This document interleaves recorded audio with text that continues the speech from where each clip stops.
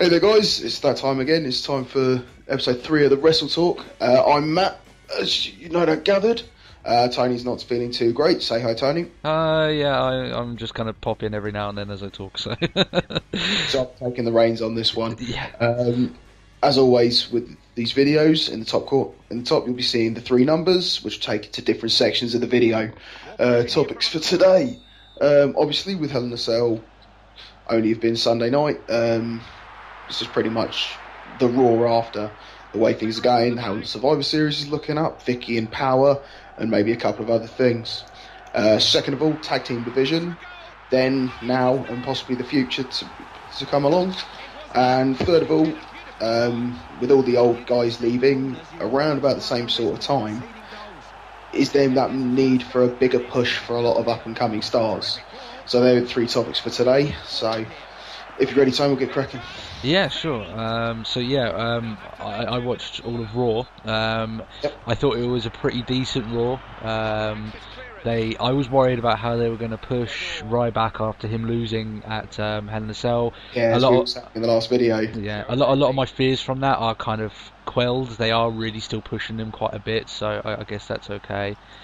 It's like the one thing though we were saying, like on the previous video, was just like they really need to get him off strong again, and I'm not too sure. He had JTG. Yeah, that is. He's one of those guys you sort of forget he's even still part of the WWE, and yeah, I mean he destroyed him and all that lot in this true Ryback fashion, but is that necessarily a good stepping stone considering how far Ryback's now been pushed? Yeah, I mean it's not. It's definitely not the same quality as Punk, is it? Like no, they're still making it through that Punk is scared of Ryback and all this lot like that. But if you actually look through the list of competitors that he's defeated, that would be former champions or legitimate competitors. There's probably only The Miz. Miz, Dolph Ziggler, people like that. Yeah. I mean JTG's on that list, and he was successful back in the time of, when he was back with Shad and that lot, but that's a long time ago now, though, to be fair. That's a good while back. Yeah, I hate to say it, but like JTG, he will be released sooner rather than later. He's not going to get pushed unless he changes his character. But we're not talking about him. We're talking about Ryback anyway. I think that it's going to be okay. I don't think definitely the fans are still into Ryback, which is the main thing. And obviously they're going to make him the focal point of the Survivor Series match. So that's going to be good. I can see him definitely dominating at Survivor Series. I'd be very shocked considering he lost to Punk and they kind of had to worm their way around him losing. I'd be very shocked if Foley's team doesn't win. Definitely. Or they might end up making a position where maybe Ryback is put up against insurmountable odds, like a lot of his team gets eliminated early, and then Ryback has to go through loads of guys to make it even or something. You know what I mean? Would necessarily be a difficult feat for him. Yeah. I mean, the one thing that you covered last time was you almost feared Ryback getting on the mic a little bit.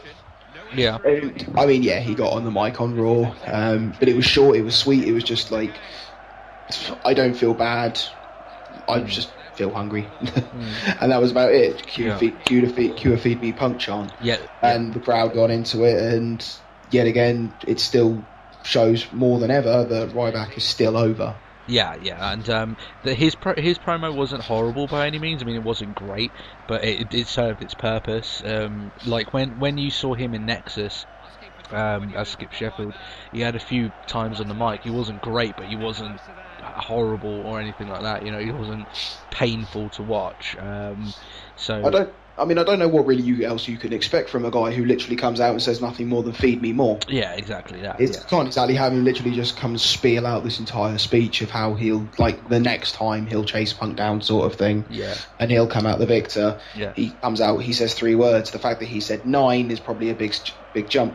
Yeah. No, I completely agree with you. I think that his you won't be seeing him cut a lot of promos because he doesn't need to. His physical presence and his character is what does he the job clearly for comes him. Across as, I'm going to kick your ass, and it just, if you're in the ring and he comes out, then he's coming to kick your ass. Yeah, exactly. I think they got his character really well done, and it was very simple, and But yeah, I would be very shocked that he would get pinned at Survivor Series. I think that in order to keep him pushing strong, he will win, and he'll probably be the last one standing in the Survivor Series thing or something like I mean, I could see him actually being the last man and standing on Team Foley, and the last man standing for the entire thing. Yeah. If it would really be detrimental to his character if suddenly he's just like, he's the last man, oh, him and Punk are left, and Punk wins again. Yeah, that would be a real big damage to him, because then even if they do a screw job again, and that's one thing I want to talk about as well, that they are kind of, I said in the last episode that they really have to do something with the storyline revolving around the referee, because if they don't, Maddox, if they don't, then it's going to seem a little bit stupid that he lost. It looks like they are going to do something, because like even on their Facebook they're saying, oh, he's going in to do all this thing, so that's okay, but it is quite important how that storyline progresses, considering how pivotal it is to him losing to Punk. And they did sell the fact that he was screwed quite well in on Raw, I'd say. Even on commentary, like Cole and that lot were clearly saying that if it hadn't been screwed, then we'd have no doubt be looking upon our brand new WWE champion. Yeah. And that was a given. Everybody knew it from the moment he was about to hear Shell Shock, but obviously the screw job that completely ruined that. Yeah.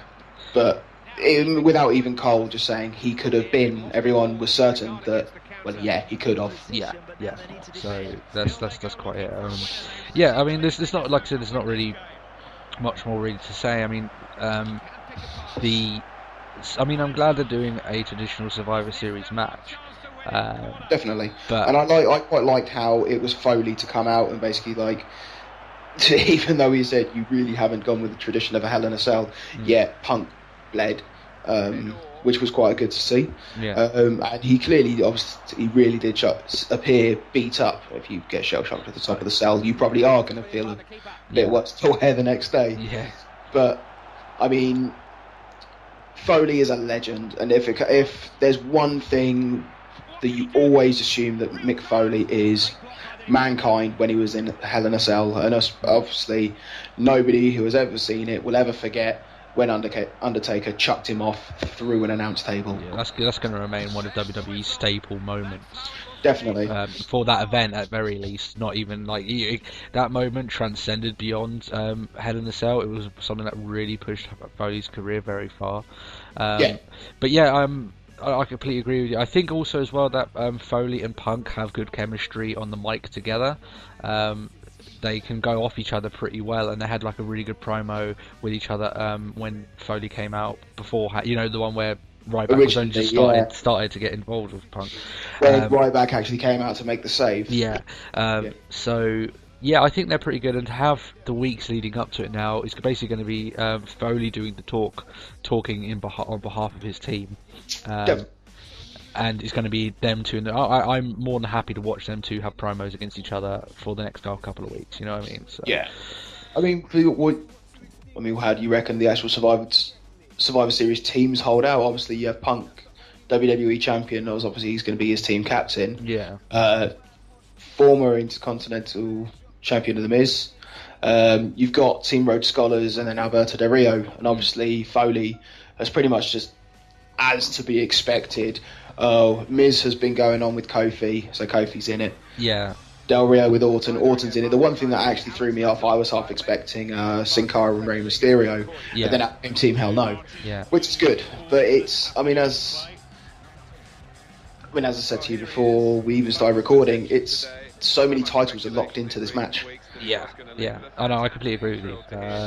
It's going to be interesting to see how they they did this with Hell in a Cell, if you remember the build up to that pretty much none of the other matches, maybe bar the Sheamus Big Show rivalry, was even released before the pay-per-view was it was all centered around the Ryback Punk match, and all the other matches kind of were just introduced midway through. I didn't even know they were going to have a Cesaro Gabriel match. I didn't know they were going to have a lot of the matches that they did on the card. I wasn't even aware. Apparently they released their final card, and I don't recall seeing Sin Cara, Rey Mysterio on there against Rhodes Scholars. Yeah. Not Rhodes Scholars. Primetime players. Yeah. it's going to be a little bit worrying in that sense. I mean, there's probably going to be a US title match. They have to have a title match at the pay-per-view. And then there's one. Yeah, but if you look at the lineup of last year, Survivor Series last year was built around The Rock, John Cena teaming up against R-Truth and The Miz.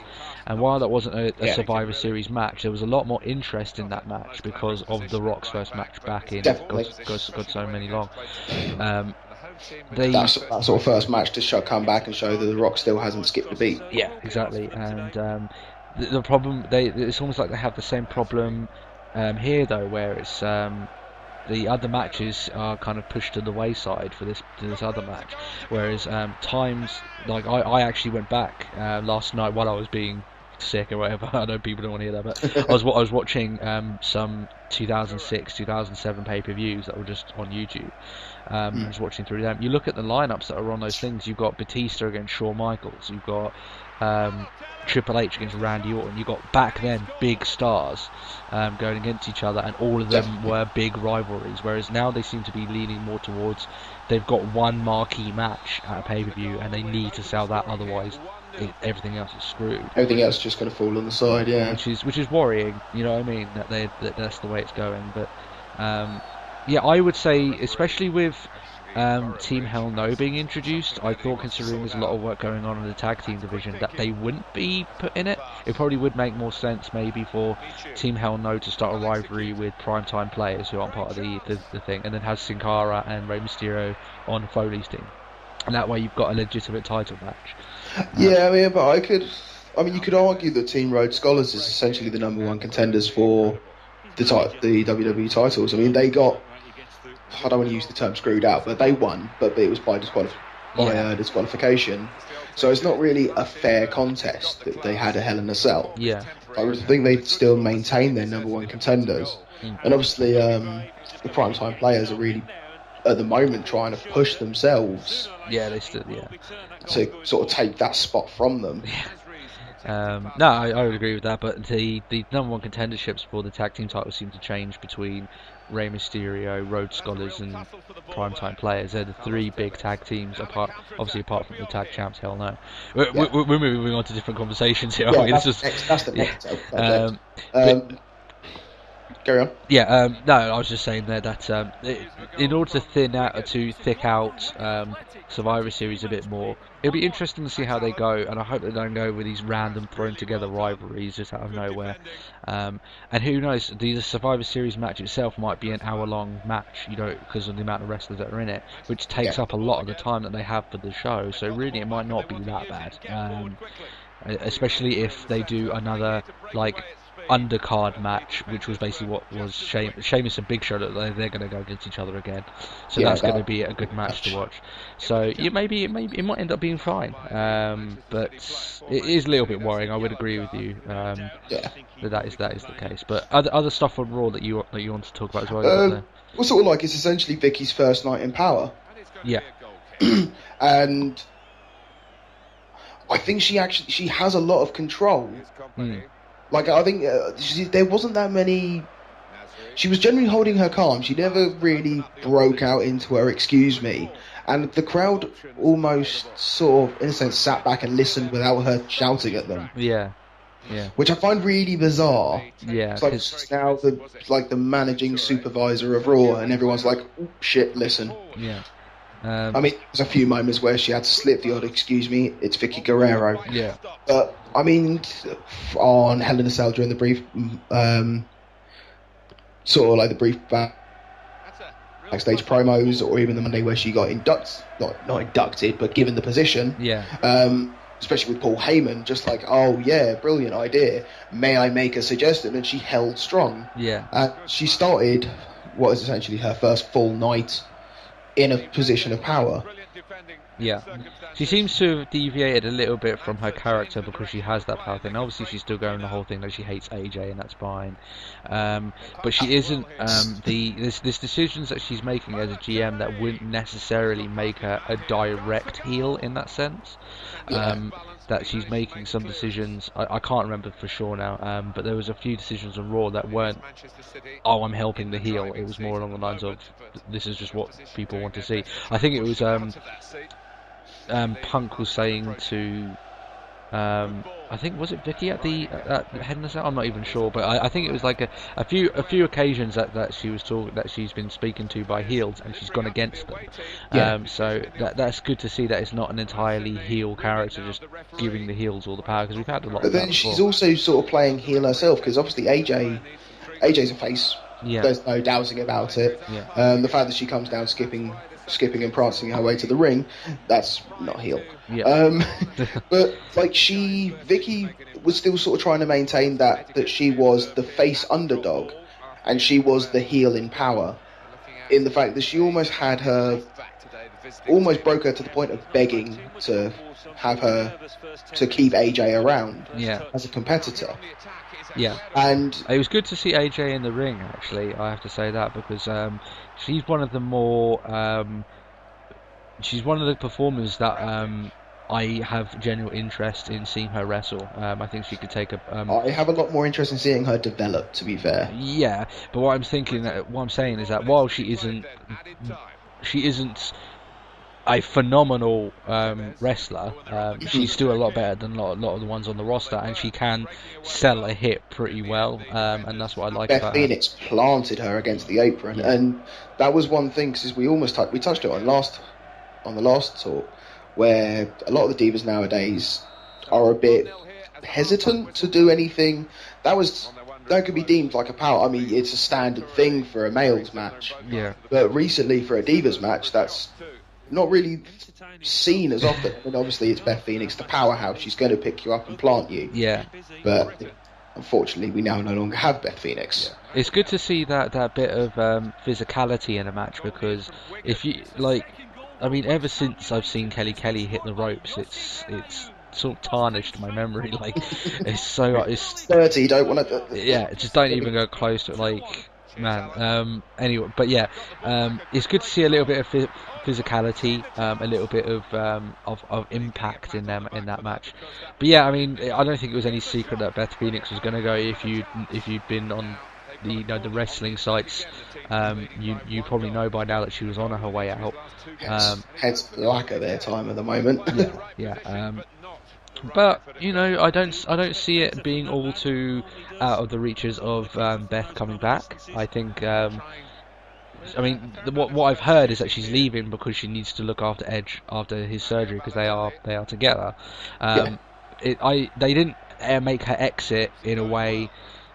What they could end up doing is that, let's say that Beth Phoenix wants to come back maybe 6 months, a year down the line.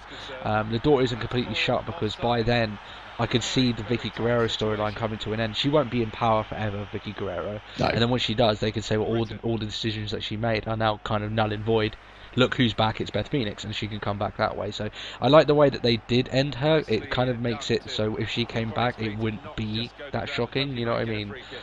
Yeah. So I mean, there's probably going to be one of those cases of we'll leave it long enough so people sort of forget about it all. Yeah. And then cue the Glamazon sort of thing. Yeah, exactly, yeah. So yeah, I obviously she's got her reasons for leaving. I don't think that she's leaving and the Divas division is destroyed without her. I think there's not much of a Divas division to leave. We like I said, we went into that in great detail in the last video. So yeah, I mean, maybe her leaving maybe gives opportunity to other people to kind of step up to the mantle. I don't know if people will, but yeah. I think Natalya could probably step in and sort of fill the space. Yeah. Natalya's a very competent. Obviously, she's a heart. But she's very capable, and she could quite happily sort of step in and fill the space of Beth Phoenix. She could, but it's also one of those things that with the Divas division that they tend to get very hot and cold in pushing people.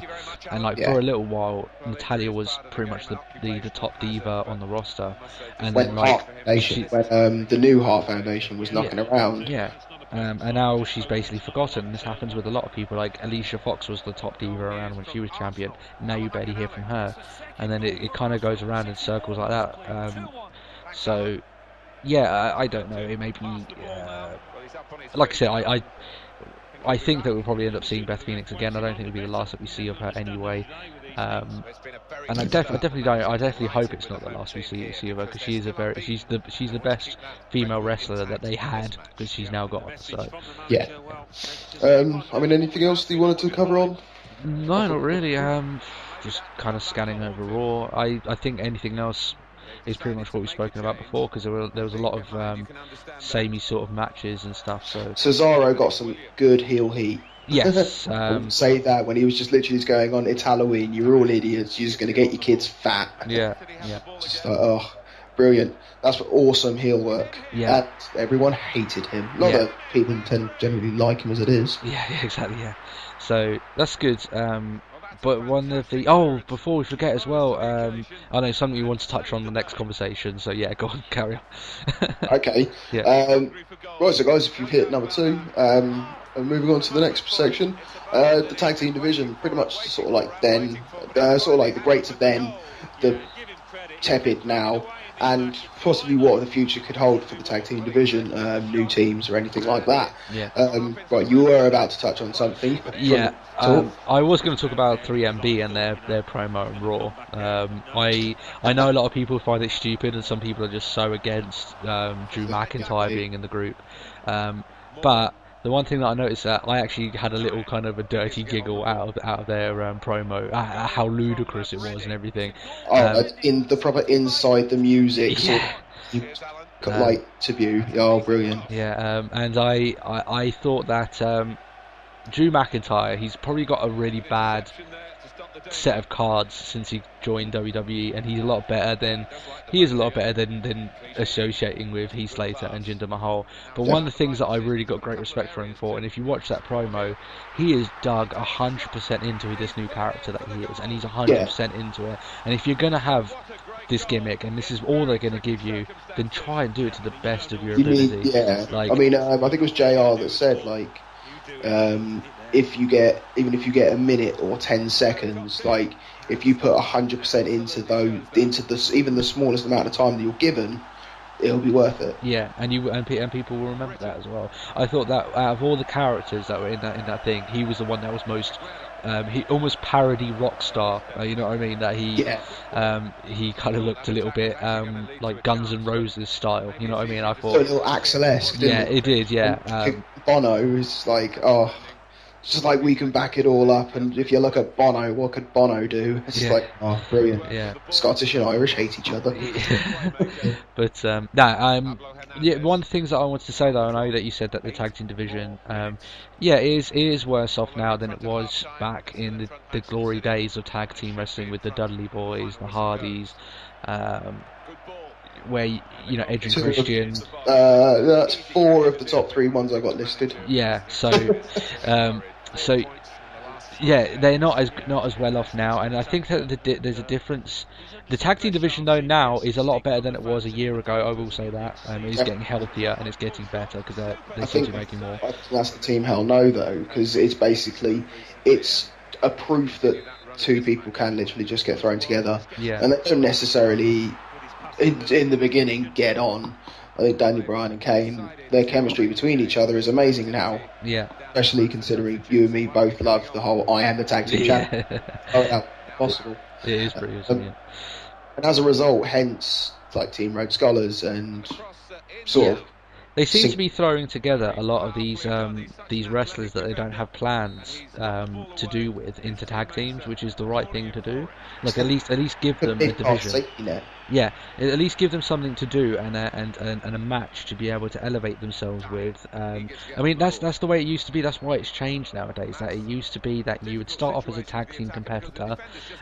You'd learn the craft because you weren't in the ring that much. You'd get a history with the fans. They would know who you are, and then make a little name for yourself and push and break away. Yeah, and then you'd break away. It's how Bret Hart did it. It's how Edge did it. It's how Shawn Michaels did it. You know what I mean? It's how a lot of these big stars. You look even at Stone Cold Steve Austin.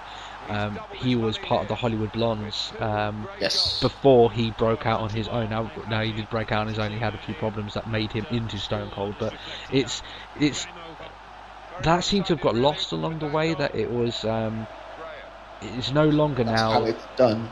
Yeah, I mean, even if you look at, granted they were their own big wrestlers in their own right. I mean, it's not necessarily even a tag team, but a stable, the Four Horsemen. Yes. Each of them individually, they made their own name. Yeah. But I think a lot of them, like Arn Anderson and Ric Flair especially, they remembered a lot more for the Four Horsemen for being a team. Yeah. Oh yeah, and like it's like I said, it's something that's been lost by the wayside the last 5 years, where tag team competition just genuinely doesn't mean as much as it used to. Now it is getting better now. Like I said, with these new tag teams coming in, it's becoming more of a division, whereas beforehand it used to be like, I remember like random groups of like they had like John Cena and Shawn Michaels become tag team champions, and it was like they were fighting each other at WrestleMania for the WWE title. It made little sense for them to be tag team champions, and it kind of carried on that way, that it wasn't like a proper division of tag teams. There might be one or two tag teams that were like going backwards and forwards for the title, just to throw together. Yeah, but as now it seems as if there is more tag teams going for the belts. You know what I mean? So I like where they're going. I think it's a lot to do with Triple H and his influence. That's why it's getting better. Yeah, I mean, especially considering DX themselves is. Yeah. If you think a tag team, you generally think DX. Yeah. If not, you're going to be touching sort of like onto the Hardy Boys and the Dudleys. Yeah. Oh yeah, but no, I think that they lost a lot of the formulas when it comes to tag teams over the years. But when you look at all the great wrestlers, all the great legends that they made that initially started as a tag team, they have to go back to that formula again. It's a very good way of making a basis for a particular wrestler, and it's not as if like normally it's one guy at the tag team that will achieve superstardom, and the other guy gets left away. Look at Shawn Michaels and Marty Jannetty. But it's not as if like the Hardy Boys, like while Jeff Hardy became champion and he got a few world titles under his belt, Matt Hardy didn't do that badly for himself while he was a single. Not terribly, no. And the Dudley Boys, like Devon and Bubba Ray, they're now in TNA. It's not as if one of them is doing better than the other one. When they break apart. You don't watch TNA, so I won't get into it. Okay, but like even Edge and Christian, like while Edge became the big star, the multi-champion, Christian wasn't that bad off. He was still winning titles and he was still being on pay-per-view events. So it's not as if you're only banking on one guy out of these tag teams to rise huge. Out of these tag teams, you're going to have two legitimate, good wrestlers that have spent time in front of the fans and spent time honing their wrestling skills as well. But it is that sort of gamble, though, because you say like obviously Edge and Christian. Christian hasn't actually done that badly out as a result. Yeah, but he's not in the Hall of Fame. He's not.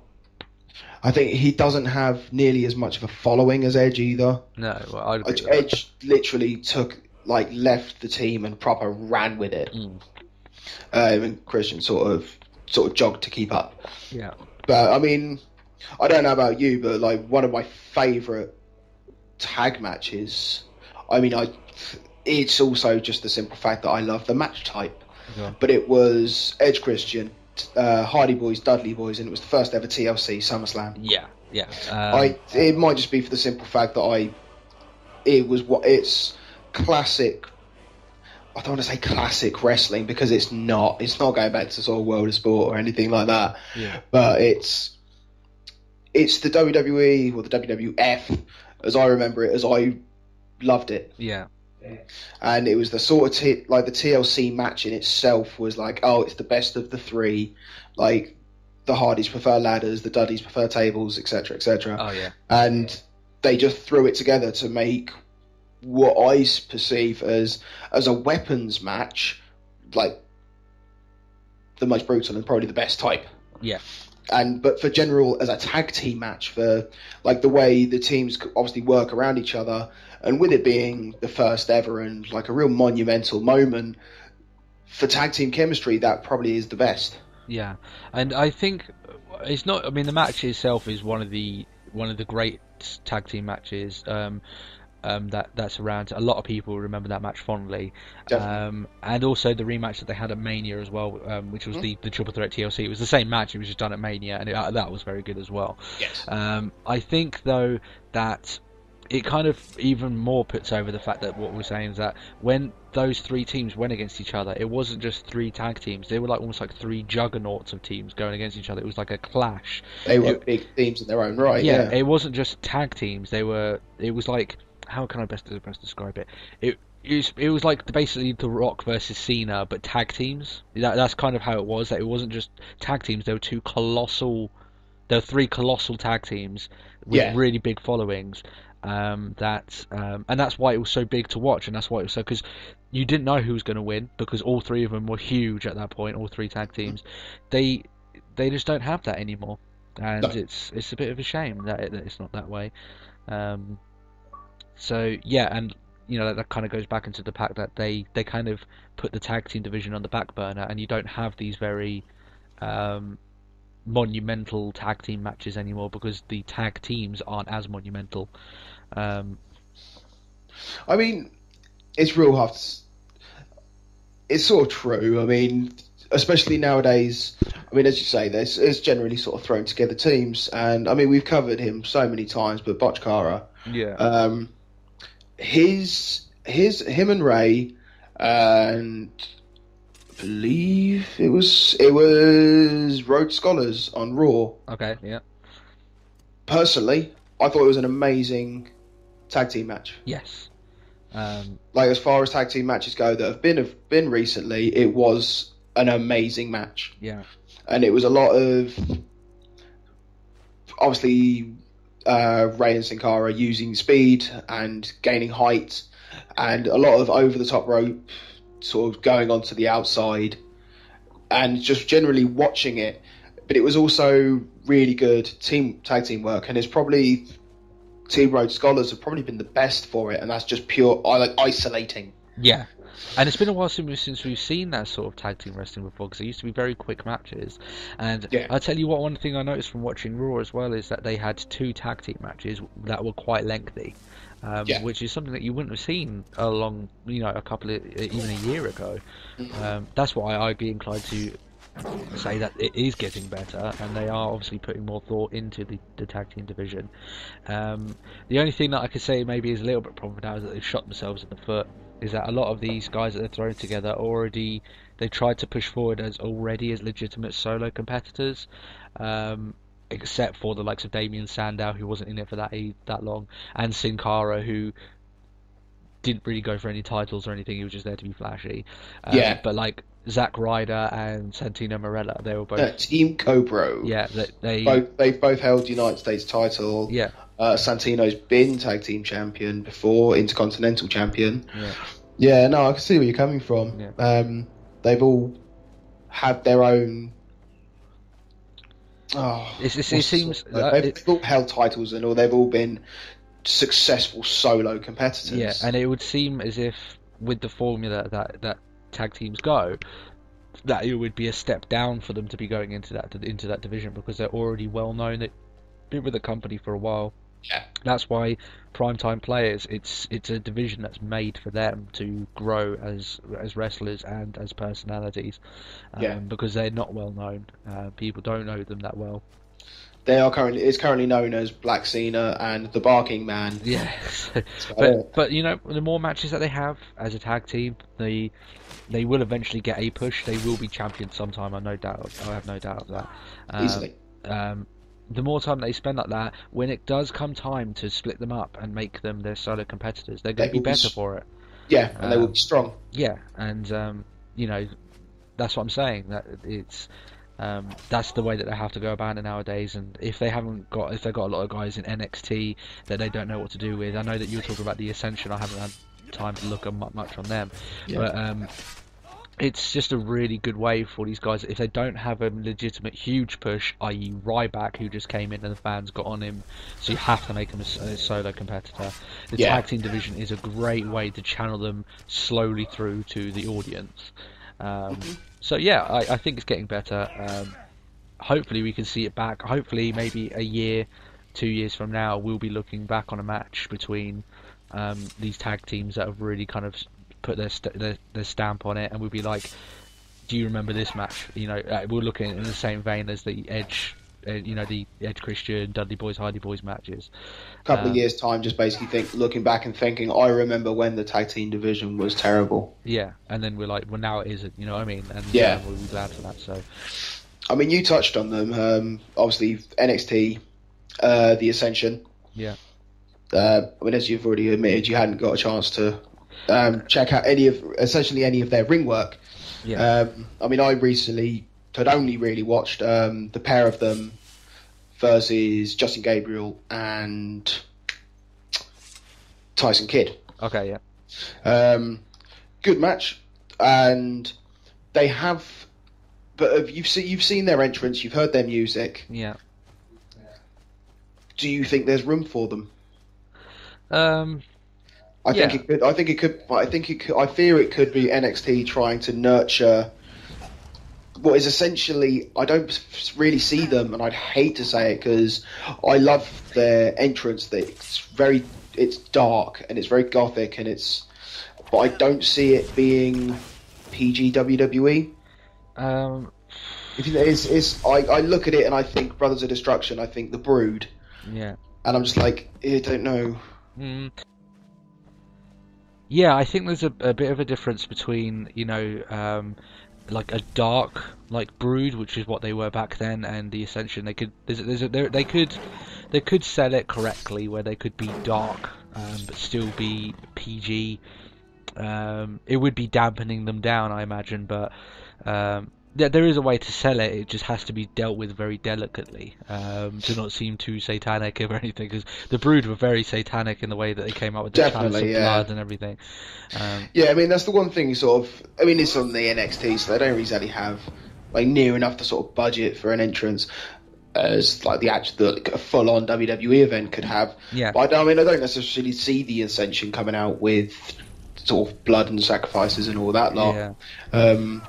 It could literally. I mean, it's quite similar to the Undertaker. Only they probably won't get cheered the moment you hear the dong. But there isn't a dark wrestler in a sense.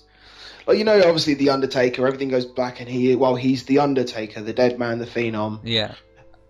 And there's nothing like that at the moment. It's all very light-hearted. Yeah, and I mean, Kane still sort of makes fire, but I am the tag team champion. Yeah, I am the tag team champion, and I'm a Scorpio, and it's things like that. It's just sort of like, well, you're still the devil's favorite demon, but you're not really. Yeah, no, sort of a bit weak. I'd agree with you, and you got to remember that Undertaker is a one show a year wrestler at this point. Hey, he was at Raw 1000. He's done 2 this year. Okay, well, I've put my hands up, it was a special occasion. But I with that Undertaker, it's right for him to be one show every year because of his age. You don't want him to be doing a regular schedule because his body won't be able to hack up with it. But what I mean then is in the sense that, I think there's room for the Ascension. I think it's kind of something that WWE will need if they do it properly. If they do it wrong and they make it seem too gimmicky, if they make it seem too child friendly in the sense that we're dark but we're not really dark, and basically make it so twilighty that people are like, ugh, you know what I mean? You could instantly see there's nothing twilighty, even just with their NXT. Yeah. I mean, it's quite a good little feature that I quite like, is he's got that sort of LEDs or whatever, but there's something that he has in his palm that is that really eerie bluish white glow. Yeah. And it's just little things like that, and he's got quite an impressive roar on him. Yeah. But it's very almost, don't really know the best way to describe it. I think almost like if Lost Boys didn't have a shit soundtrack. Oh yeah, okay. Well, yeah. In which case, yeah, definitely. And I'm gonna look into them a bit more because I know you've been impressed with them, and obviously if they're good enough to stand out along the mold, then there's definitely something there to sell to an audience. Definitely, yeah. So yeah, it'd be interesting to see how they go from there. And I think NXT is probably at the moment the best place that they could be at the moment, because of all the new tag teams coming up. I think that if they were to come up on Raw, they would get lost in the mix. Yeah. So yeah, wait for their time. Maybe wait for a title change. Introduce them then. as a new up and rising tag team. But yeah, Yeah. it'd be interesting. to see Could be a new thing under the power of Vicky. We'll have to see. Yeah, definitely. So yeah, it'd be interesting to see how they are. Yeah. Yeah. Anything else? No, I think we've covered a lot of that. Yeah. Yeah, done well on that one. Yeah. So, guys, if you've hit number 3, we're on to the final topic of the night. Basically, we're discussing sort of like the old school leaving, even all the way up to sort of Batista, and why there's now a real need for a serious push on quite a lot of the new school wrestlers. Yeah. Sort of thinking how, in a very short space of time, the WWE lost Batista, the Shawn Michaels Heartbreak Kid, especially like recently Jericho, and there's very few big veteran names. I mean, I don't really want to call Cena one, but he's probably now the longest running superstar that we have, shy of Kane. Yeah, he's a marquee name, John Cena. Yeah. But yeah, no. I think the word is marquee. Marquee names. That they've got John Cena, they've got CM Punk, but you look back at the plethora and the depth of the big name wrestlers that they had back then. Like I said earlier on in the video, I was watching some of those early ones, and they had, Batista against Shawn Michaels, Randy Orton against Triple H. Those were very big household name wrestlers at that time. Wasn't that the story of Randy Orton attacking the McMahons? I'm not entirely sure. I think it might have been. I'm not. I think it was the one that took place just after WrestleMania 24, where Shawn Michaels retired Ric Flair. In that match. So no, I think it was just before then. It was the year leading up to that WrestleMania when he started attacking the McMahons. So it was Legacy. Yeah. So yeah, if you look back then, look at WrestleMania 24 as a whole, as a show, considering we are now heading to WrestleMania 29. There's 5 years of difference there, and you look at the severe void of wrestlers that are there. In WrestleMania 24, you had Shawn Michaels, you had Undertaker, you had Edge, you had Triple H, who was on a constant schedule at that time. Yep. Randy Orton was a big name. He hadn't faded by that point. He was a very good heel at that point. Definitely. He's always a good heel, though. Yeah. They had JBL, which was quite a big wrestler, and he was a big name at that point. Yeah. You had a lot of very established, well-known strong names. Yeah, strong names. Whereas now, you basically all you have is CM Punk and John Cena, and that's why when people might watch our videos, they might wonder why the hell are we wanting Ryback to be pushed that much. It's because you need it. You need more bigger. Even Ryback's push isn't enough. You need to get a few other guys and just send them up to the moon. I mean, it kind of goes back to like the first ever video that we did, which was thinking back onto like the Monday Night Wars, where if one of them wasn't going to be on for a night, it didn't really matter. Yeah. There was enough strong names to still carry the show. Yeah. And now we're sort of in this same topic all over again. Yeah. Nowadays there is no strength in names, in sort of, in a sense, branding alone. Yeah. I mean, who would you see then on the roster? I mean, obviously Ryback is going to become a big wrestler. Just because the crowd have accepted him. Who else would you think? Maybe one or two extra names to fill out the roster, so you had a good 4 or 5 top marquee names. Who are the other 1 or 2 guys that you would see? You put Ryback as like the powerhouse. He is essentially the new Batista. Yeah. And the crowd have got behind him as such, and not Goldberg. Yeah.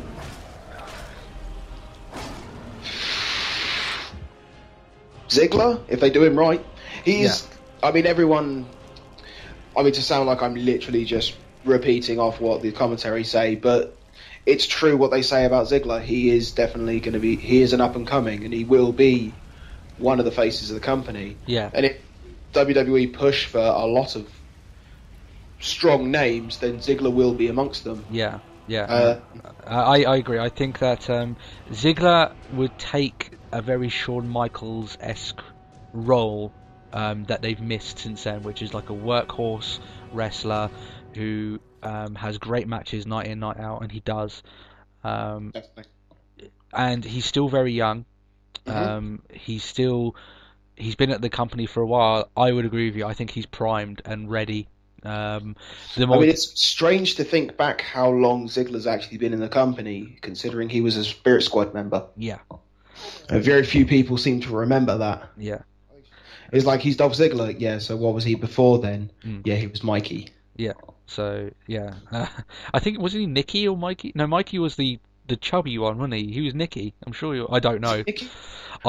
Kenny, but that's because he then came back as Kenny Dykstra. Kenny Dykstra, yeah. And that fell flat on his face, yeah. Okay, yeah, I would agree with you. So who then on the roster would you say? Now, it doesn't have to be someone that's on Raw. It could be someone that's on NXT that they could really just start from scratch, send them to the moon. Who do you think has that potential? In NXT, I'm really liking the NXT champion at the moment, Seth Rollins. Yeah. He's got a very good reputation among the internet community. He has a lot of rep behind him. Yeah. He recently had a really good match against Michael McGillicuddy. Yeah. McGillicuddy's full-fledged WWE superstar, kinda. Yeah. And they had a really good match, and his finisher. I love his finisher so much. Yeah. But he can drop a drop kick like literally on a dime. You can chuck a penny in the air and he'll kick it. But he's got a lot of ability behind him, and he's got a lot of pace. Yeah. And it could necessarily just be a work, but on the recent one, Punk was actually a guest commentator on NXT, and even Punk got up to clap. Obviously, he then saw it as, don't forget, I'm still WWE and you're NXT champion, but it's still a little bit of respect. Yeah, yeah. And he's definitely, if he comes into the WWE and he gets worked correctly, then he could be a big name. He has a lot of potential in him. Yeah, and if that's all it is at the end of the day. It could be the worst wrestler that they have on the roster, as long as he's managed correctly and his push is managed correctly. His character is appropriate to his size and ability on the mic. Then they've got a chance. It's built rather than go. Yeah. But it seems that WWE have failed on that with a few of that, or they've just given up on pushes. The amount of mini pushes that they've given people is a bit silly. That they haven't yet chosen. They want to make. They seems like they really want to find who's the next John Cena. They shouldn't be doing that. They should be trying to find out who is the next group of wrestlers. You know what I mean? Yeah. So. I mean, granted, yes, over the years, you've had a Hulk Hogan, you've had a Rock, and there will always be the one, but throughout the time, they've always had a strong backing. Yeah. And if you think, sort of the Rock had Stone Cold and like a regular Undertaker, Kane, Triple H, and all that lot. Yeah. And nowadays you have John Cena and Punk. And it's only recently that they got Punk up to the stardom where he needed to be as well. Definitely. Whereas, I mean, at one point I could have happily said that Randy Orton was probably one of them as well, but now he literally just seems to have lost all care. Yeah, and I think as well that along with that is that he has his wellness policy violations. He seems a bit of a short shooter in the sense that he had a long stint as a very big wrestler, but it seems that WWE have given up on him.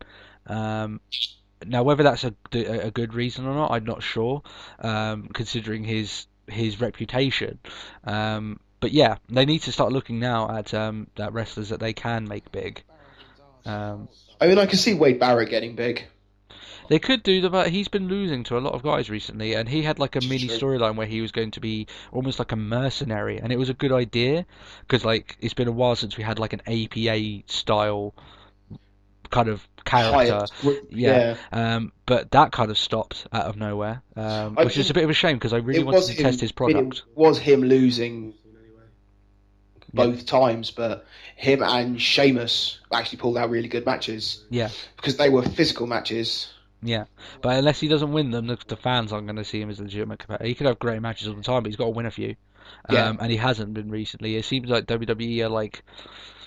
And the thing was with Wade Barrett as well, a lot of his promos that he had were on SmackDown, and they aren't relevant unless they're done on Raw, because Raw is the flagship show.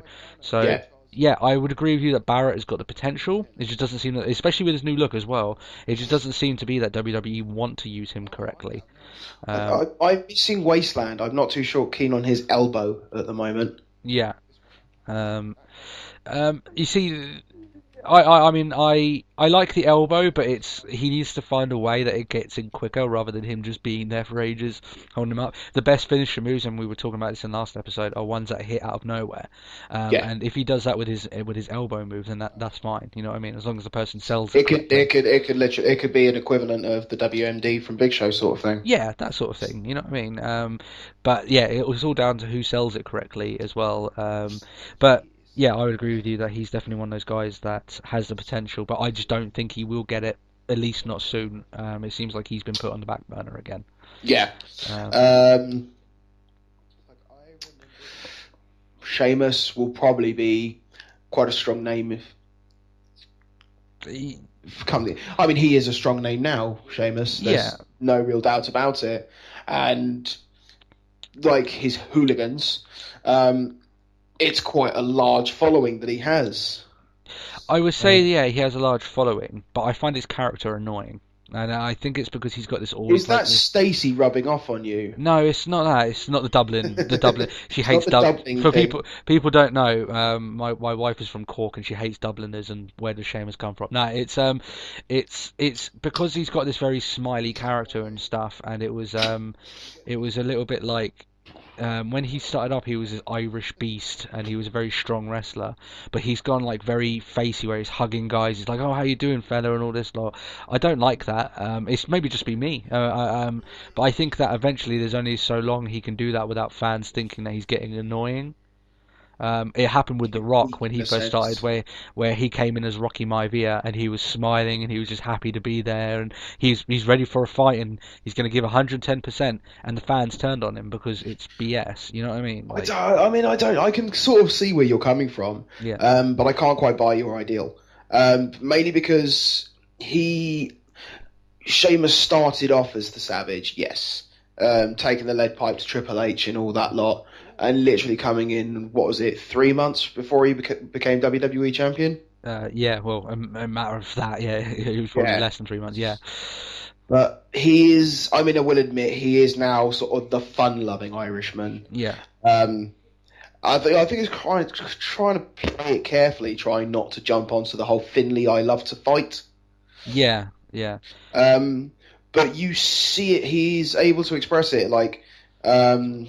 where if Sheamus gets riled up, he gets riled up. Yeah. It was on Raw, and we never really we didn't speak about it earlier, is obviously the Sheamus show promo, which was no doubt going to happen. Yeah. Where I did enjoy Big Show referring to Sheamus as the orange-haired ginger snap. Yeah, something like that. But it was that whole, but have you actually ever seen a ginger snap? And he's able to hit white noise easily as anything. Yeah. But Sheamus has that ability to portray the simple fact he is enraged. Yeah. But if everything's fine and dandy, he's happy-go-Larry. But when it actually comes down to it, he can portray the simple fact that he is a pissed off brawler and he is coming for you. Yeah, and he does portray that well in his matches. I would agree with you in that sense. I just think there's a ticking timer where his character is involved. Where in his promos, people are going to get annoyed that he's so happy-go-lucky, and that a lot of the stuff that Big Show was saying in his promos was you need to start getting serious.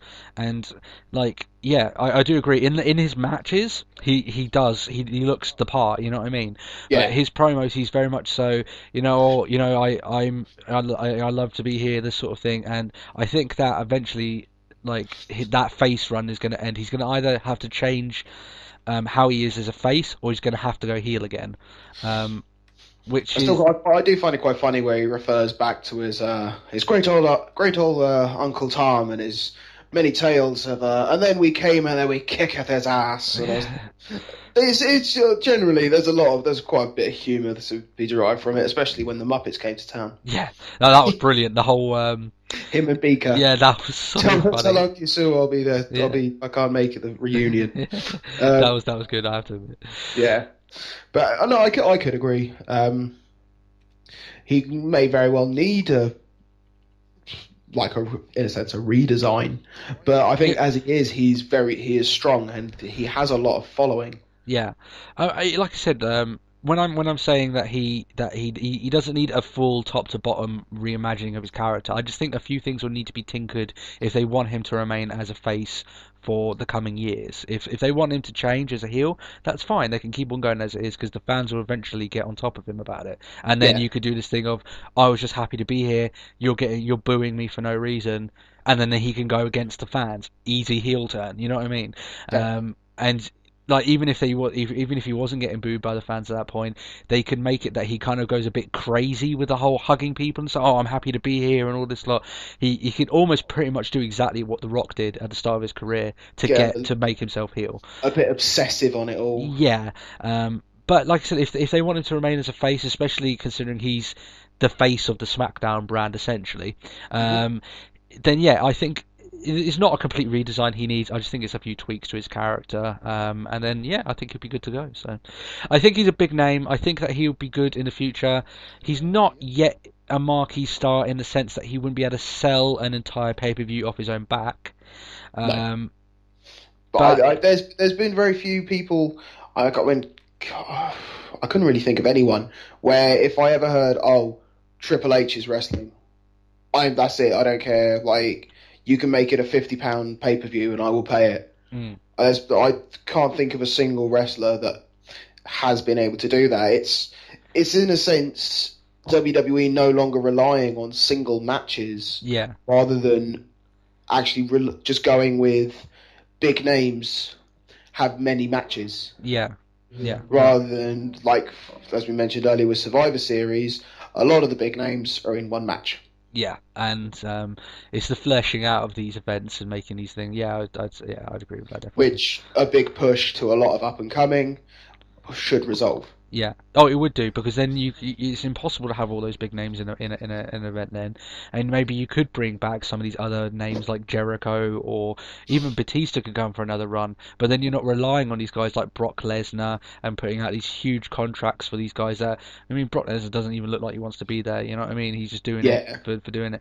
That money, yes please. Yeah, you don't have to rely on that because you do have the ability to mold new personalities in the ring, and they cop out a little bit in that sense, and they have to rely on the brilliance of what they've done beforehand. So yeah, you could bring these guys back. See where you're coming from, especially with Y2J. Yeah. Especially on his most recent return.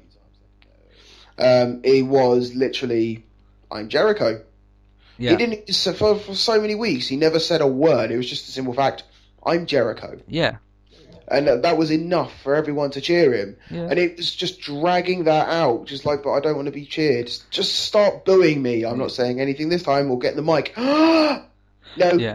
That was beautiful, though. That was very well done. It was amazing. It's like, oh, you son of a bitch. I hate you so much. Yeah. But if you think the time before when he came back and he had almost like a recreation of himself. He came back and he was referring to everyone as the hypocrites. Yeah. And all this lot. And Jericho. Yeah. Oh, and he started using different finishes and stuff.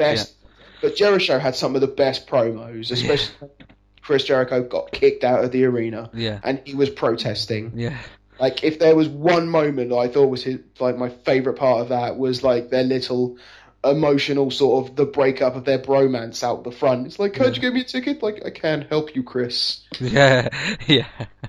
Nah, it was that's the sort I mean, like all these wrestlers you have these fond memories of, but if you were to take out some of the wrestlers today, like let's say you took out a Kofi Kingston, you took out a Miz, you took out a Randy Orton even, if they were to return, it wouldn't be as monumental as, let's say, a Batista returning or a Jericho returning again or one of these other guys. Jericho, yes and no. I mean, I think Batista would be more of a shock.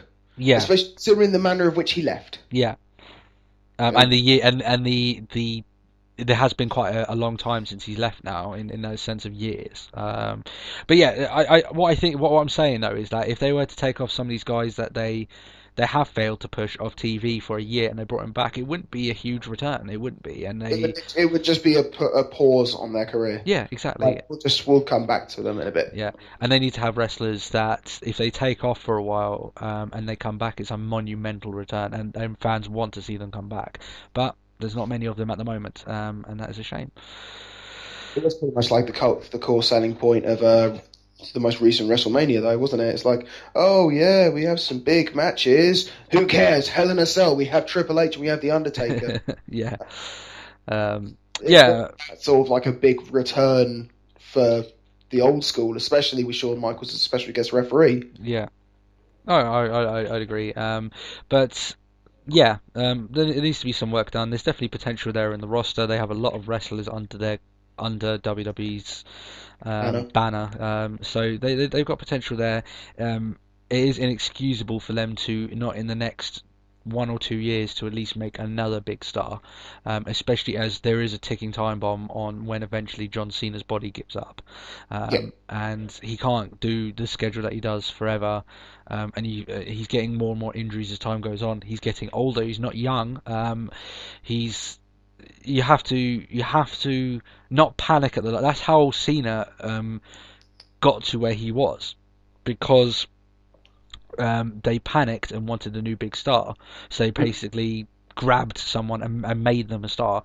You don't need to do that. Just grab a few guys that you think are going to make it to the top, push them, and then don't give up on them, and then you've got work with them. Yeah, and then you've got a plethora of top talent that you can rely on.